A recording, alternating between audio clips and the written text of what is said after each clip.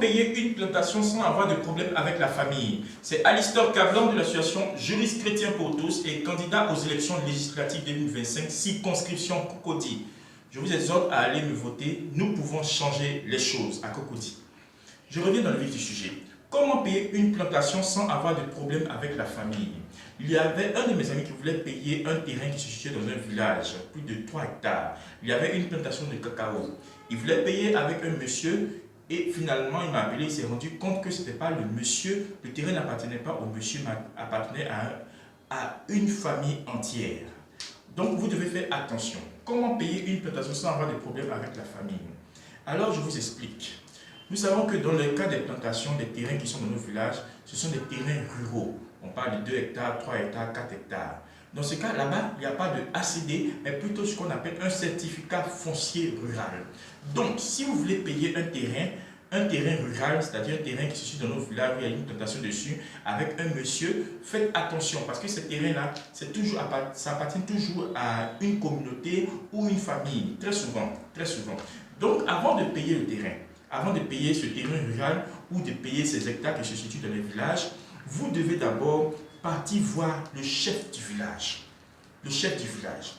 Pour vous renseigner d'abord si ce terrain ou cette plantation appartient bel et bien à la famille Tan ou appartient bel et bien au monsieur qui vient se présenter à vous comme le propriétaire.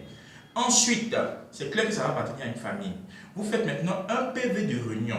Vous dites au monsieur qui vient vers vous pour vous vendre la plantation qu'il fasse un PV, qu'il fasse une réunion de famille où tous les membres de la famille sont là, y compris le chef du village, y compris aussi un commissaire de justice.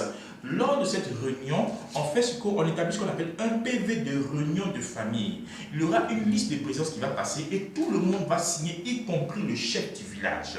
Une fois que le PV de réunion est signé, on délibère dans le PV que ce terrain ou cette plantation de 15 hectares va appartenir à M. Tan. Alors, vous faites le PV de réunion, le commissaire de justice va établir le PV de réunion, il y aura une liste de présence qui sera signée par tous les membres de la famille, y compris le chef du village.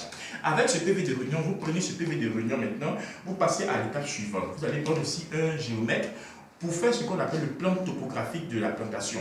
Vous faites un plan topographique de la plantation et avec ce plan topographique et avec votre PV de réunion de famille, vous pouvez maintenant vous diriger maintenant à l'AFOR pour établir ce qu'on appelle un certificat foncier rural. L'AFOR, ils ont toujours souvent des représentations dans les préfectures pour établir un certificat foncier rural.